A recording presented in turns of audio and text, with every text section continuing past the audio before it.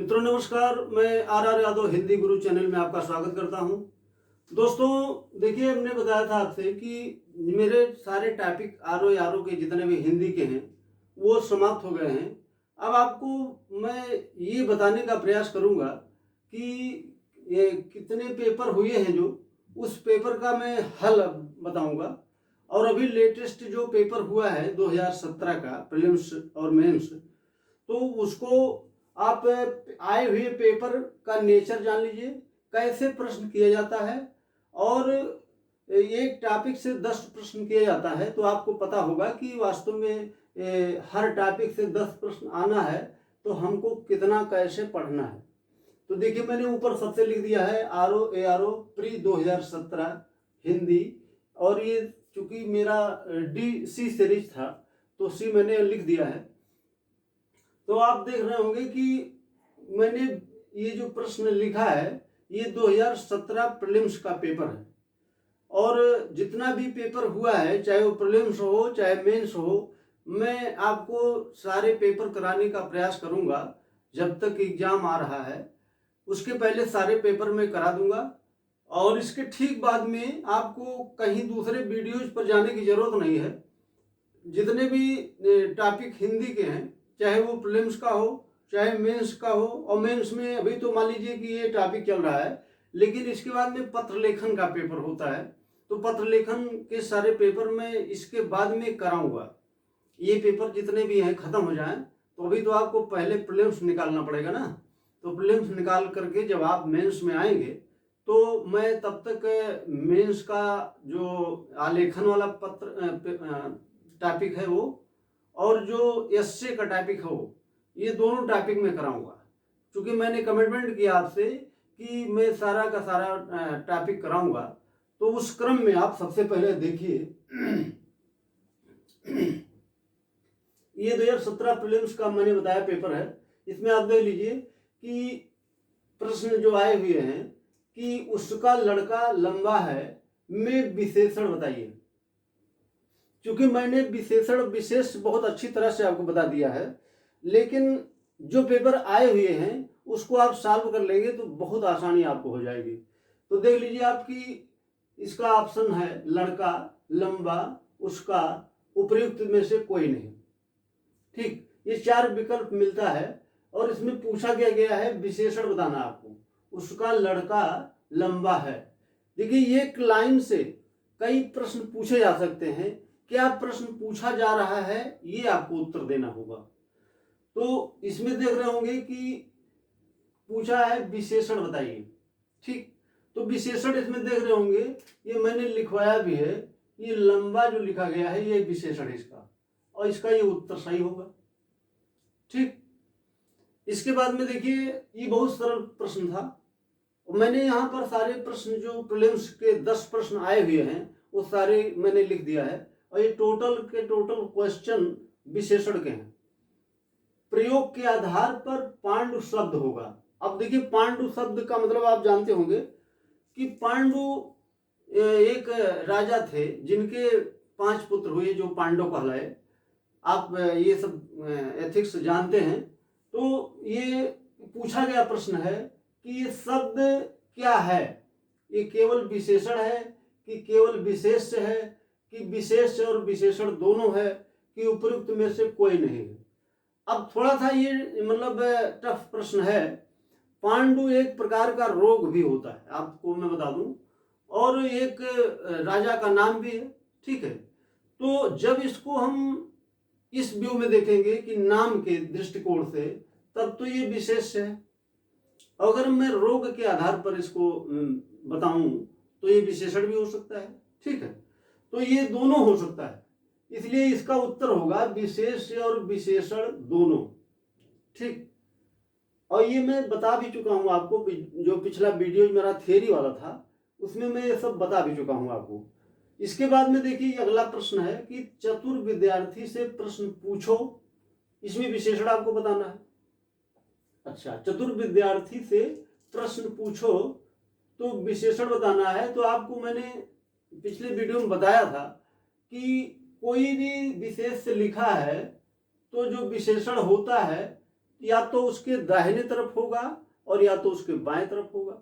ठीक, लगातार दो विशेषण या दो विशेष बिना कामा या और तथा के नहीं हो सकते हैं। तो इसका मतलब है कि ये क्या है, ये विशेषण है। तो चतुर विद्यार्थी से प्रश्न पूछो, विशेषण बताना है, तो इसका उत्तर क्या होगा, चतुर होगा। आपसे विशेषण पूछा गया है तो चतुर क्या है, ये विशेषण है, और ये क्या है, विद्यार्थी, ये विशेष है। ठीक, समझ गए होंगे आप। वह आदमी जो कल आपके घर आया था बहुत बड़ा ठग है।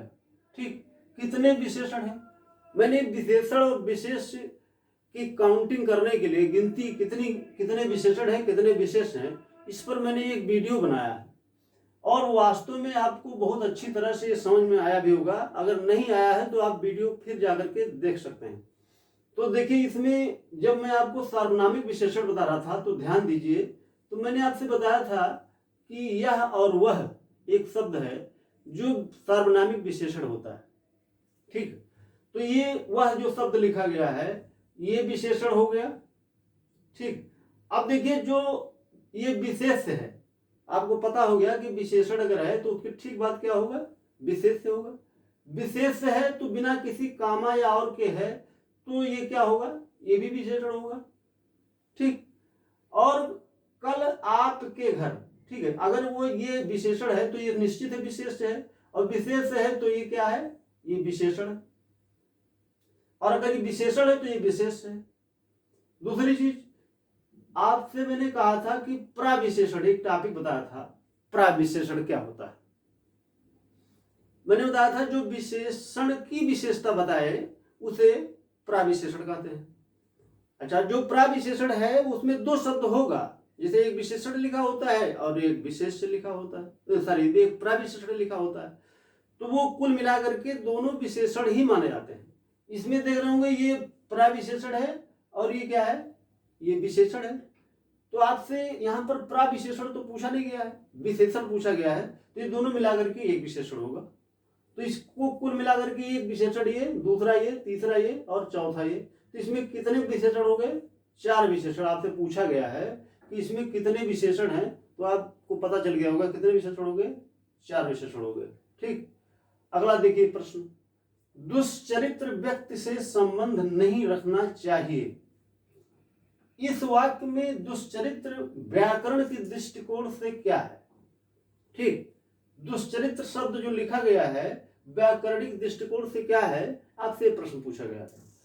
तो आप विशेषण के पॉइंट ऑफ व्यू से बात करेंगे तो ये व्यक्ति लिखा गया है, तो व्यक्ति का मतलब आपको पता होगा ये विशेष है, और विशेष है तो इसके ठीक दाहिने या ठीक बाएं, मैंने बताया था अगर कोई शब्द लिखा गया है तो वो क्या होगा, वो विशेषण होगा।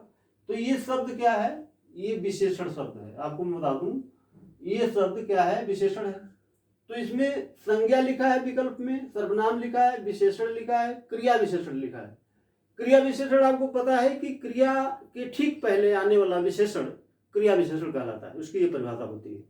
तो ये क्या उत्तर हो गया आपका, ये विशेषण हो गया। ठीक है, देखिए विशेषण मैंने आपसे पहले ही बताया है कि ये बहुत ही इंपॉर्टेंट और थोड़ा सा कठिन टॉपिक है, लेकिन आपको मैंने इतना प्रयास किया है कि जैसे किसी तरह से प्रश्न किया जाए तो उत्तर दे सकने में सक्षम हो। ठीक, अगला प्रश्न आप देखिए कि लाखों लोगों ने इसे महसूस किया है। ये प्रश्न है कि लाखों लोगों ने इसे महसूस किया है, में विशेषण बताना है। ठीक है, अब आप देख लीजिए कि जब हम आपको थ्योरी बता रहे थे तो हमने बताया था कि जो विशेषण लिखा गया है ये लाखों, ये विशेषण है, और ये लोगों क्या है, ये विशेष है।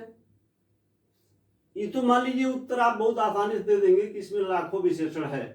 ठीक है, लेकिन अगर मैं आपसे पूछ लूँ ये किस प्रकार का विशेषण है, तो आपको बताना पड़ेगा ये संख्यावाचक है। ठीक है, अच्छा, अगर आपसे हम ये कह दें कि ये किस प्रकार का संख्यावाचक है, ठीक है, तो इसके बारे में भी मैंने बहुत विधिवत बताया कि संख्यावाचक विशेषण दो प्रकार का होता है। ठीक है, एक निश्चित संख्यावाचक विशेषण, एक अनिश्चित संख्यावाचक विशेषण। ठीक, अच्छा, और निश्चित संख्यावाचक विशेषण में भी दो प्रकार के विशेषण होते हैं, जैसे मैंने बताया था कि पूर्णांक बोधक और अपूर्णांक बोधक। ठीक, तो पूर्णांक बोधक विशेषण कई प्रकार के वो भी हैं, ठीक है, उसके बारे में मैंने विधिवत बताया है। निश्चित संख्यावाचक विशेषण में मैंने बताया था कि क्रमवाचक है, कि आवृत्तिवाचक है, कि समूहवाचक है, ठीक। तो ये किसका बोध करा रहा है? ये लाखों शब्द अगर ये पूछ लिया जाए, दूसरा प्रश्न मैं बना दूं कि लाखों किस प्रकार का विशेषण है, तो आपको बताना पड़ेगा ये समूहवाचक विशेषण है, ठीक। तो ये वास्तव में तो बहुत सरल प्रश्न था, तो आप समझ गए होंगे। अब अगला प्रश्न देख लीजिए कि विशेष से वह शब्द होता है, ऑप्शन दिया है कि जिस शब्द की विशेषता बताई जाती है, जिस शब्द के द्वारा विशेषता बताई जाती है, जिस हेतु विशेषता बताई जाती है, उपयुक्त में से कोई नहीं, ठीक है। जब विशेषण पढ़ाना शुरू किया था मैंने, तो पहली लाइन में ही लिखा था कि संज्ञा या सर्वनाम की विशेषता बताने वाला शब्द विशेषण कहलाता है, और जिस शब्द की विशेषता बताई जाती है उसे क्या कहते हैं? विशेष्य कहते हैं, ठीक। जिस शब्द की विशेषता बताई जाती है, ठीक, किसकी विशेषता बताई जा रही है?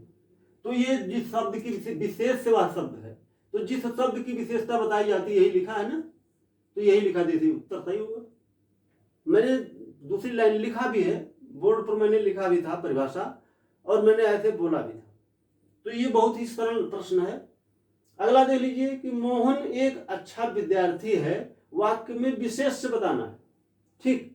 विशेष से मैंने आपको बताया था बहुत अच्छी तरह से कि विशेष क्या होता है और विशेषण क्या होता है, ठीक। अब आप जरा इसमें देख लीजिए कि मोहन एक अच्छा विद्यार्थी है, वाक्य में विशेष से बताना है। अब आप सोच रहे होंगे कि इसमें मोहन भी विशेष है और अच्छा भी विशेष है, सॉरी विशेष विद्यार्थी भी विशेष है, तो मैं किसको मानूं? मैं किसको मान लूं कि ये विशेष है?